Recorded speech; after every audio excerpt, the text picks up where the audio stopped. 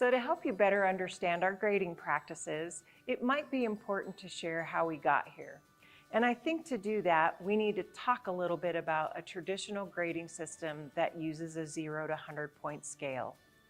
What does a system that is based on such a scale do to and for our students? So first of all, it's important to notice that when we're identifying points, one of the observations that can be made is that it becomes the focus for our kids.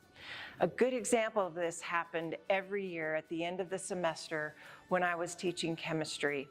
Students would come into my classroom and they would say, "Hey, I noticed that I have an 89.3, and if I only had 14 more points, I would then have an 89.5, which you could then have to round to an A. What do I have to do to get 14 more points?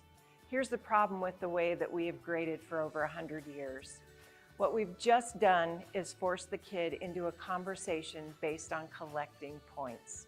What we instead want to do is identify the essential learnings of the class. Here are the fundamental standards that exist for this course, and in those standards, we're going to give you feedback along the way about whether you've mastered them or not.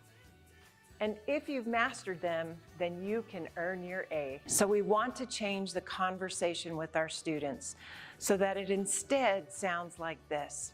Hey, I was noticing in my grade that I have demonstrated mastery in all of those standards except one. So what skills do I need to demonstrate for you to show you that I have met mastery of the standard and therefore get my A? You can hear the difference in this conversation. We've just changed that conversation with the student so that they're no longer talking about collecting points. The question instead becomes, what do I have to do to master this learning target and ultimately achieve expectations in all the standards of the course?